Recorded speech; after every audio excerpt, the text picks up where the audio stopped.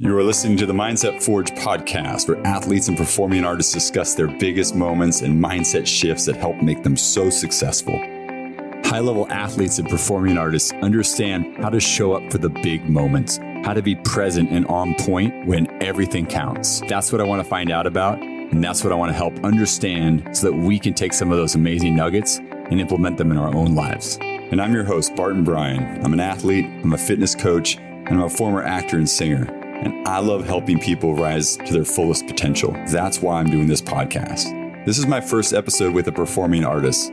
I get to interview Adam Flowers. He's actually an old friend of mine. We grew up together, and he's a professional opera singer. And that right there, for some of you are like, whoa, opera, I'm out. But trust me, take a minute and listen. First of all, he's got a great backstory, and he's just a really humble guy talking about singing opera. He's a tenor, so he's singing those big roles that you would think of Pavarotti, Domingo, those guys, the Three Tenors concert, all that kind of stuff. He actually talks about that. But he's also an athlete. We played basketball together. He was a baseball player in high school, and he understands the analogy between sports, especially team sports, and performance. And then he goes into a lot of mindset strategies around showing up big for performance. What do you do when everything kind of goes wrong? Coming from outside of the fitness industry, we talk about his mindset, how he approaches things, and what he's understood in his life because of his professional opera career. I'm going to piece together this interview with a little bit more commentary from me so I can keep you on track. And in the show notes, we'll have a couple of links where you can see a YouTube video of him singing opera, because you're going to fall in love with this guy. You're going to want to hear him. You're going to see more from this guy. And so I want to help you do that. All right, buckle up. Here we go. My friend, Adam Flowers. Adam, how are you today? I'm doing well. It is good to see you, my friend. Let's start with you as a singer. Obviously, current pandemic situation over the last 12, 13 months has really brought the theater and opera world to a halt. What has that been like for you, and how have you made the most of it? To be obvious, it's an incredible challenge. I was set in April of 2020 to go to Hawaii Opera Theater and perform in a production of Salome by Strauss. There, was really looking forward to it. Hadn't sung at Hawaii Opera Theater in a while. And then obviously middle of March came and that all shut down. And that was a disappointment. I think just emotionally, the thing that made it a little easier was it wasn't a matter of, well, I can't do it, but it's still going to happen. Because this isn't happening for anybody, there was a strange kind of psychological relief for that, because it meant it wasn't just me being left out. But in terms professionally and monetarily, it stunk.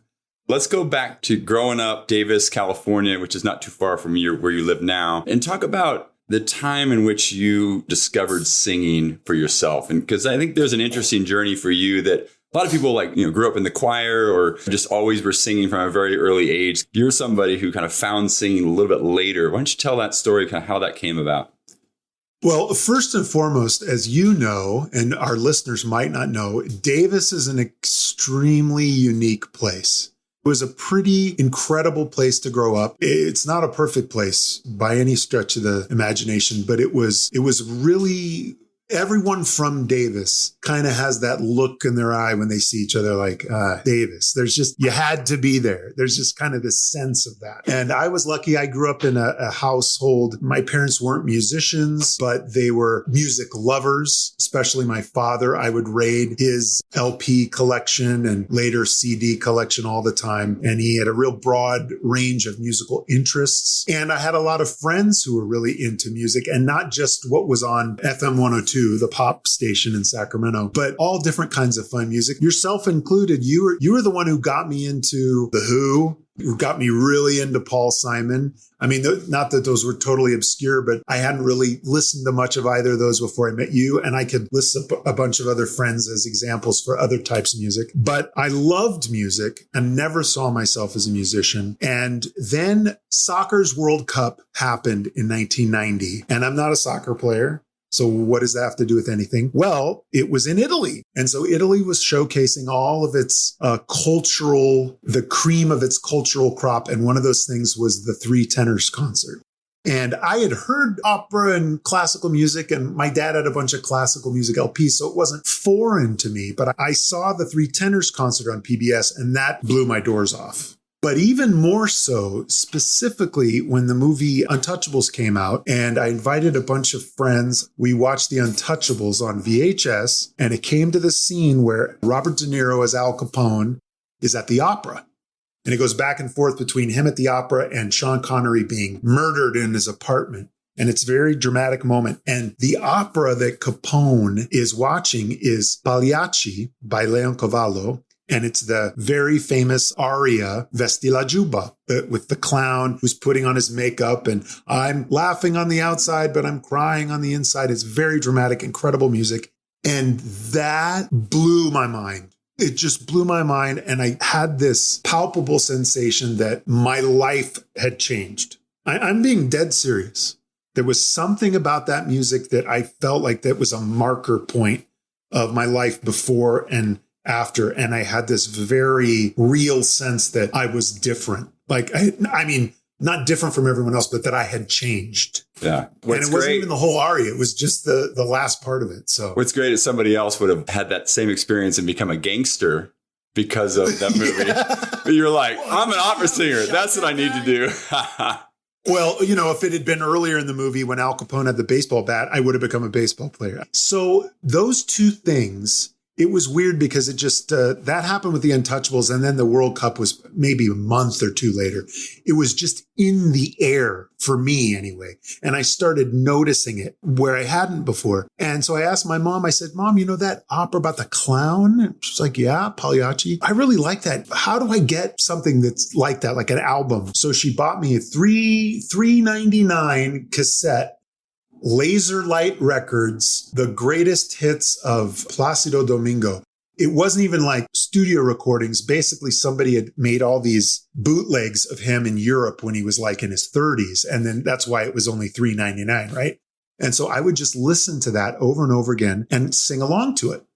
And at this point, I was like a sophomore in high school. And our friend Mike Monagle heard me kind of jokingly imitating an opera singer. And he said, oh, you have to audition for jazz choir. And I can't sing. I'm not a singer. It's like, you just were singing. I'm like, no, that was me doing my impression of a singer. And he said, well, just come and do an impression of a singer for your audition. He kept bugging me and I kept saying no. And then one day he comes up to me and he just says, Adam, oh, I won't say her name because that might be, but so-and-so cute girl, she's also in jazz choir. Oh. And he's like, do you know what the big guys do in jazz choir? They lift the girls for the dance things. Oh. And so I finally thought, you know what? I'll audition. I won't get in, but Mike won't be able to bug me anymore. So I was seeing it as kind of like a vaccine against Mike asking me. I'll get inoculated by humiliating myself. So I auditioned and got in. And then I was like, oh, crap. I guess I have to do this. But I was excited because I loved music. I just never thought of myself as a musician, especially not then. And, you know, I hear people talk a lot about imposter syndrome, which, I mean, I basically think anyone who's not an imposter feels that. I think the only people who don't feel imposter syndrome are imposters. But I didn't even have imposter syndrome because even when I was doing it, I would have the distinct feeling that it's not that I'm an imposter. It's not even real. So it was very strange. But I think in a weird way, it gave me kind of a freedom to express myself because I wasn't trying to get on the next rung of whatever the imaginary ladder is, because I didn't even think I was on the ladder. And what I didn't realize is that was going to end up being the key to any kind of success I had. And I don't want anyone to mistake that for not trying, not working hard, but because I always felt like I was kind of working at a deficit. And I don't mean deficit of talent necessarily, but just I started late. I can't read music. When I did my first opera, I could barely read music. I was learning how to read music while I was getting my first working jobs. It wasn't imposter syndrome. I'm just a dude. And because I was focusing on this gig, because a lot of times I kind of had the feeling I was hanging on by my fingertips, I couldn't think about goals because I was so focused on the moment. And that ended up being an incredible asset, especially for something like performing. This comment from Adam reminds me of something I heard in the Peace Corps. You have one foot in the past, you got one foot in the future, and you're pissing all over the present. It's a bit crass, but it highlights the point. He's barely able to be in the room with these other musicians because he started late. He had to focus on this job, this moment, not his career, not what could happen, but this moment. And I think that's the magic in what he's talking about is we got to remember that part of showing up is showing up completely in the moment. So many of the benchmarks are completely subjective, very unlike lifting weights or trying to achieve a certain amount of reps with. Yeah, you get through the piece, you don't get through the piece, but so much of the artistic aspect is extremely amorphous, and you really have to get out of your own way to be able to present something artistic that people find compelling.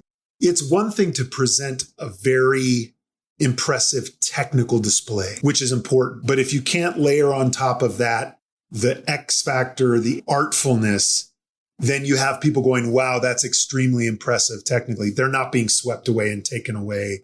And I feel like I was able to get experience doing the thing that most people have to kind of back end. I was getting my education in total reverse. I had the advantage with some of the amorphous stuff initially, but then I was having to learn fundamentals like how to breathe as opposed to the other way around. So it was a very unconventional way to go about it, but I wasn't doing it on purpose. It just kind of was happening to me that way. So I was responding. I'm about to play an excerpt from the rehearsal where Adam sings Que Jalida Manina from La Boheme, the tenor aria, and it goes right into the high C. And in the opera world, high Cs are awesome, kind of like Michael Jordan jumping from the free throw line and dunking. When it's done well, it brings the house down. So here's Adam bringing the house down with his high C.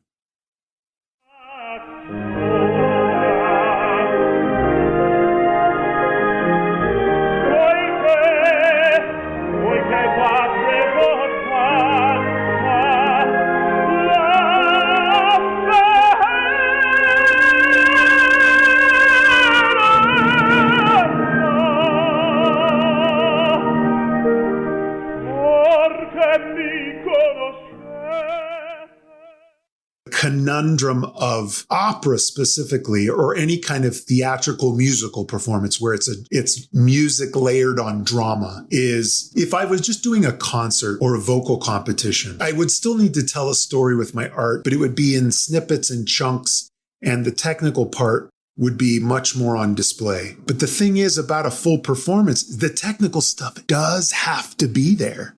And it has to be exceptional. It's not that the drama is more important. It's that they're both critically important. But you have to be so technically secure and proficient that you can then forget about that. It's really weird. And we see the same concept in any high-level performance. Think about acrobats, actors, dancers. People want to see an actor or a performer put their heart and soul into something. They don't just want to see something technically good. They want to be swept away. And I think that's important to understand in whatever we're doing. Now, if we're just running a 100-meter dash, bravado is not going to necessarily be important.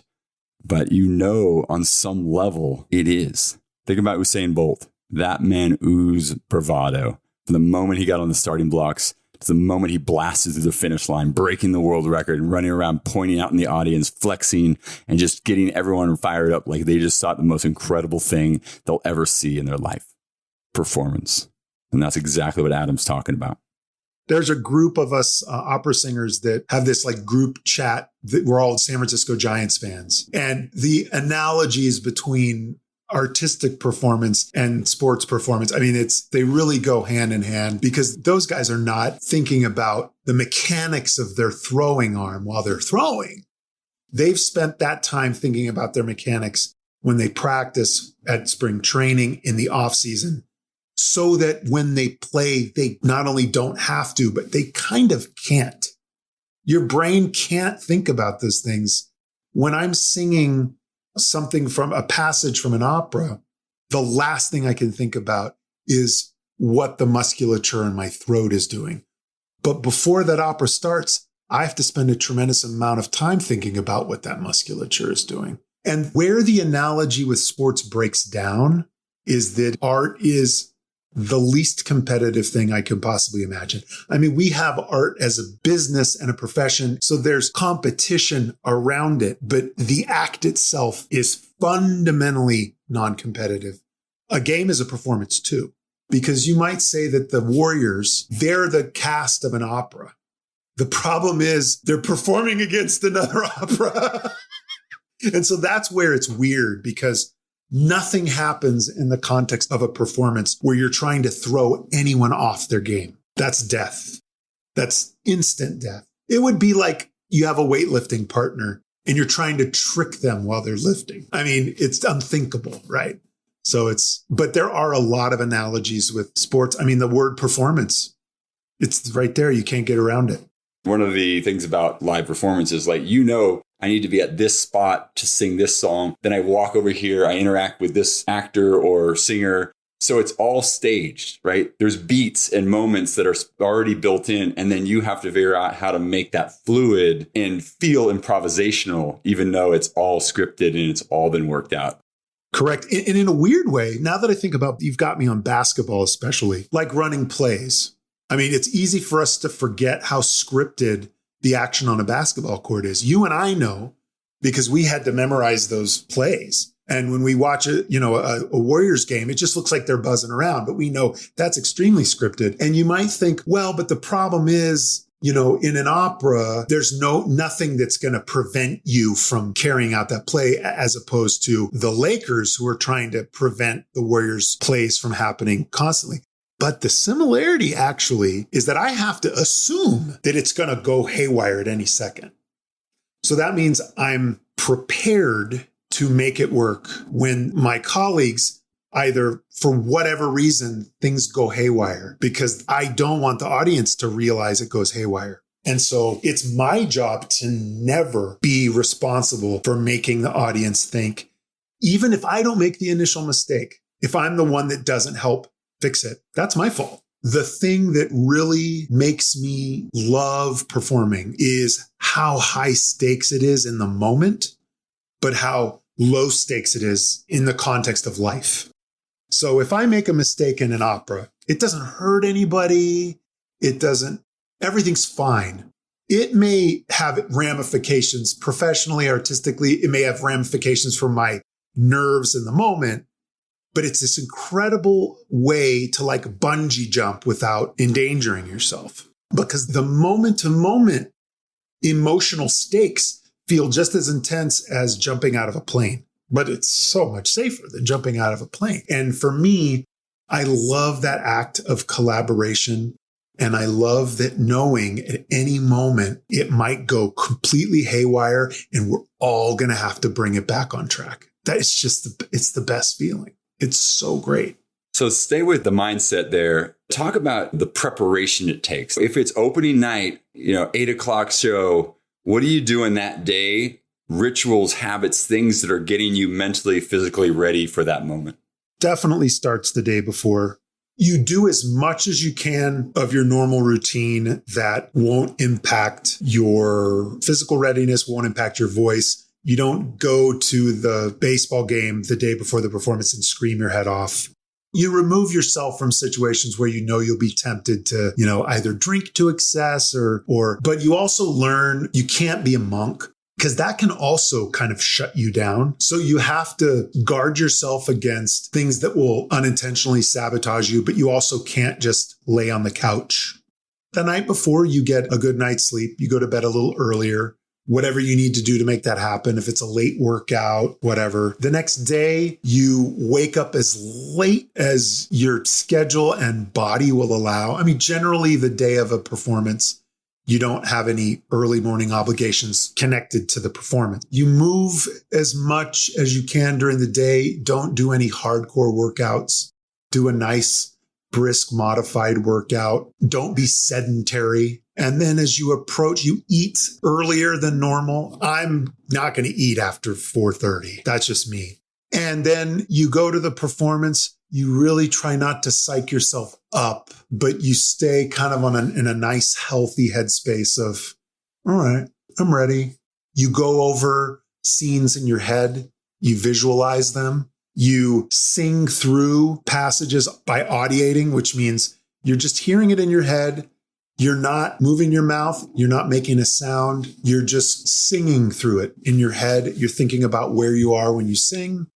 And then for me, I would just do the minimum amount of vocalizing. The whole concept of how to warm up your voice is completely unique to each individual person. I knew a guy who would practically sing through the whole role in the dressing room, which is great. If that helped him, that's great. I would do no more than 5 minutes of vocal warm up at the theater. And then you really try to focus on your character. You get yourself in a headspace of enjoying make-believe. I got to play all these characters. A lot of them were nothing like me. And I would enjoy that.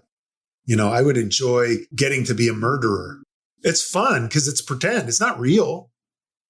We don't often realize how fragile a performance can be and how important it is to have a plan. Hey, I want to show up at the gym at my best.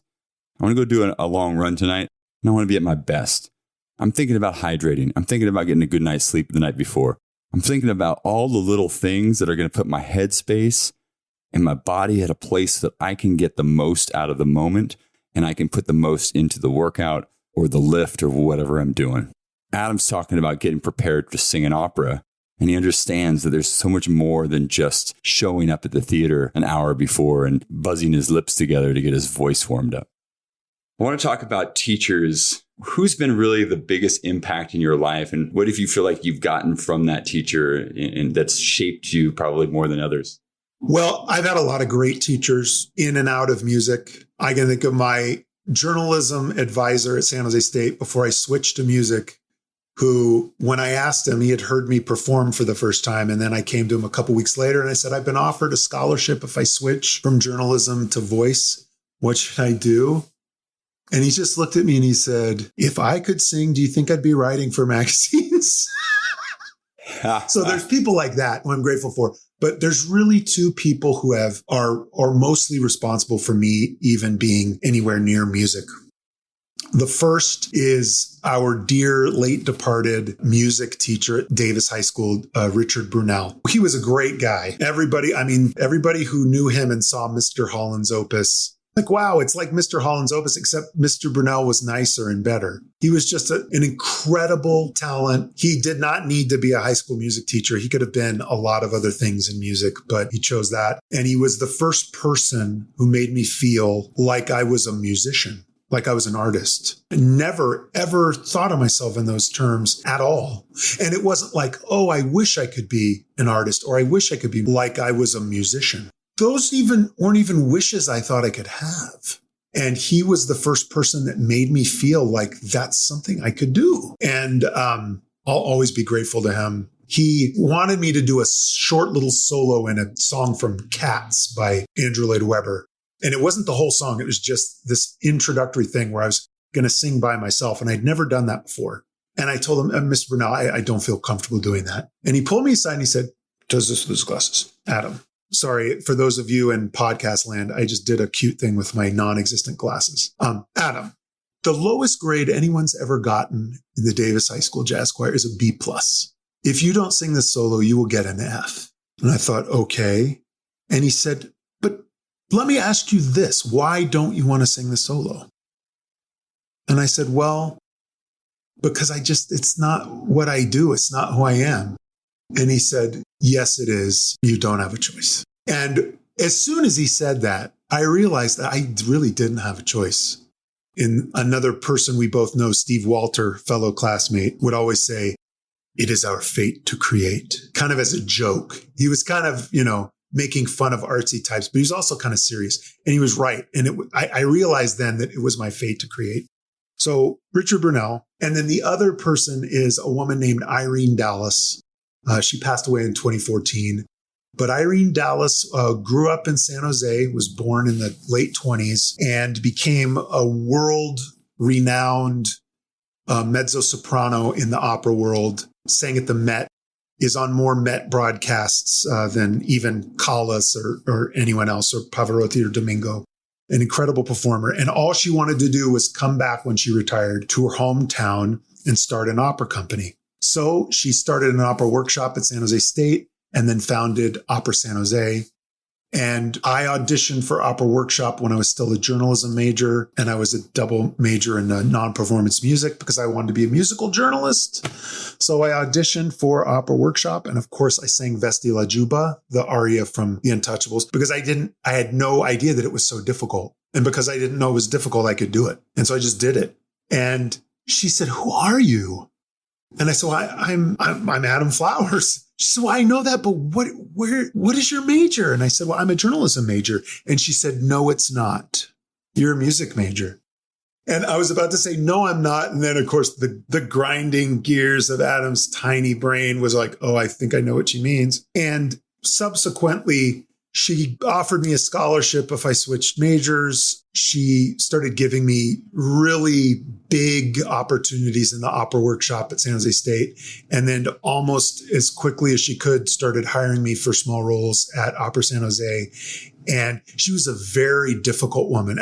She wasn't a bad person, but she was very old school. She was your boss when it suited her, and she was your grandmother when it suited her. All of that being said, she, like Mr. Burnell, made me feel like I belonged. And she pushed me. She gave me opportunities. People told her, "You shouldn't let him do that. He's not ready." And she would say, "I know he's not ready. I want to see what he does." People don't do that anymore, Barton. They don't take those risks on people, because her only goal with Opera Company was to keep it functioning. She wasn't trying to make money off of it. And so for her, it was this dream laboratory where she could just help people get better at their craft. And so she would have me do things she knew I wasn't ready for, just to see what I would do. And 99 times out of 100, I figured out a way to make it work. And it was a completely unique opportunity. That type of learning for opera, it simply doesn't exist anymore. And she was kind of the last of its kind even then. And now that paradigm is gone. She was an incredible woman. They threw things at you because on some level, they probably realized that you were up for the challenge. Well, and it's interesting you say that now, because I'd never really thought of it in these terms, but that quality of me, I had always thought of as kind of either a recklessness or kind of a dumbassishness, like a doofusishness. I'm saying that poorly on purpose. We are not cutting that. That's in this podcast. No, it is.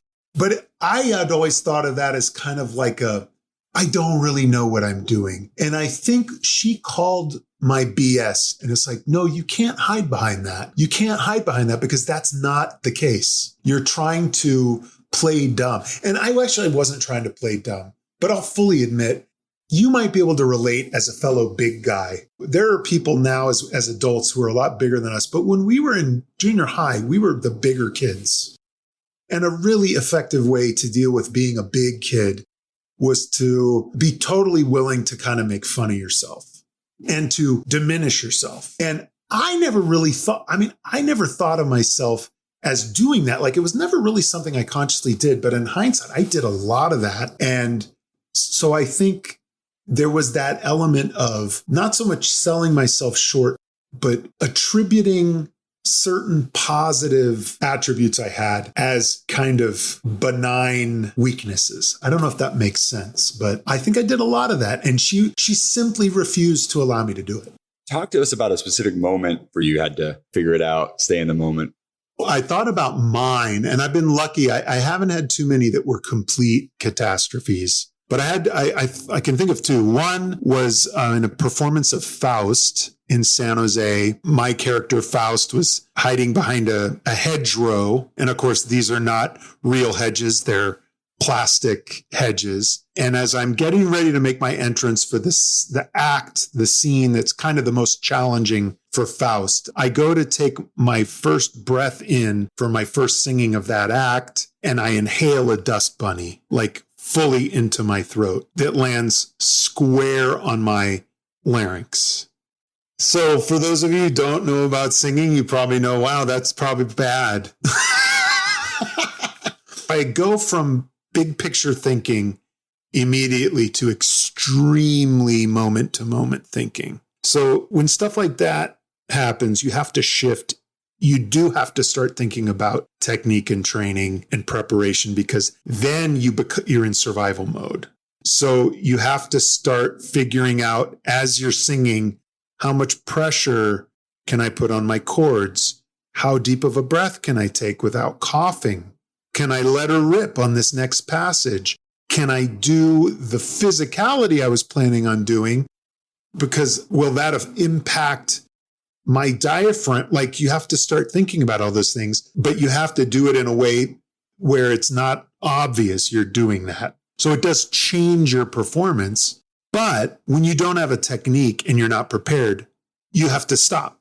Continuing is not even an option. So the simple fact that I could continue in some fashion was because I was prepared and I had a technique. So I go from thinking about artistry to my next really difficult part is the end of my aria. So I have to, unfortunately, focus on singing the high C at the end of the aria, which is coming in 5 minutes. When things are going smoothly, your preparation is there, but you're not thinking about that. But when things start happening and going wrong, you have to start thinking clinically. So you think clinically about the technical demands, and you tell yourself, get through with a minimal amount of distress and tell the story as best as you can. And that will be good. That will be a triumph. So I got through it. The high C wasn't as long. It wasn't as shimmery, but it was a high C, and I held it for an acceptable amount of time. And I got off stage and I was able to chug water, and it was fine. But it was harrowing in the moment because I was completely pulled out of the performance, which normally doesn't happen, even when things go a little wonky. Your equivalent of Michael Jordan's flu game, where he had the flu. That's what it felt like. Scored like 40 points. Yeah. That's what it felt like. That's your Michael Jordan flu game. But I scored 15. I scored 15 points. He could never hit high C. He could never hit high C. Let's just be clear on that. Especially with those cigars, right? Looking at the mindset of that too, you're out there just trying to survive in these, moments of like laryngeal drama and the larynx is on fire with the dust bunny or whatever you got. And we don't stop. We can't show the audience. Part of the DNA of a performer is you can't show them your cards. Like, you just got to go out there and do it, even if it doesn't feel right or there's something in your throat, or you just got to do your best. I had to sing a whole performance once with bronchitis. Now, this is different than the thing before because it was one of those situations where I didn't have a cover. If I had a cover, I wouldn't have gone on. But they basically just had to say, Mr. Flowers is vocally indisposed, but has graciously consented, basically because there was no one else to do it. So I sang a lot of the stuff in falsetto. I sang a lot of the stuff down an octave. And what's weird is you'll see a lot of high-flying performers where they're feeling a little off, and they'll do that disclaimer. And then they end up sounding like a god because they've got the get-out-of-jail-free card. Like if they take a risk and crack, people are like, oh, no, but still, they were sick. But they never crack when that get-out-of-jail-free card is given because then they just let it rip. Right. There's no pressure. Expectations lowered. 100%. Taking the final step away from mindset around performance, Adam's going to share a story about a friend's advice and how it truly changed his life. So we'll end it here with Adam's story about his friend, Craig. I had a very good friend. Well, I still have him. He's still alive. He's still with us. An incredible composer and musician named Craig Baumler. And he would coach me for roles I was doing. And one day we were working on a piece and he just stopped and he looked at me and he said, Adam, have you ever considered what your life would be like if you succeeded beyond your wildest dreams? And I said, no. I'd focused a lot on what my life would be like if I failed, but I'd never actually thought about like what it would mean in practical terms for me if I succeeded. Like if I started getting work like Pavarotti, what that would mean for my life. And so I started thinking about that, and I started realizing that so many of the decisions I was making was not taking that into consideration. So then I started thinking, well, how do I do what I'm doing and get the life or as close to the life I actually want? And that completely changed almost every decision I made professionally, because I realized I knew a lot of people who were succeeding. I'm doing air quotes, beyond their wildest dreams, and their life was not something I wanted to have. So then I had to start thinking, what is my personal success? Once I kind of thought about that, then I was able to really start living my own personal journey as a performer and musician. And I started to get the kind of work I really wanted to get. Adam, he's an incredible guy. He is an incredible singer and a very humble guy, because he has one of those voices that comes around just once in a lifetime. And I think people heard it when he heard him sing back in high school, and they're like, wow, this guy has something special. And I don't think he truly understood it. His teachers understood it. So remember, in the show notes, some links you can click on, hear some of Adam singing, maybe watch a video. For more information, you go to adamflowerstenor.com. That's also a link in the show notes. Don't forget to share the podcast if this really spoke to you. And thanks again for listening to the Mindset Forge podcast.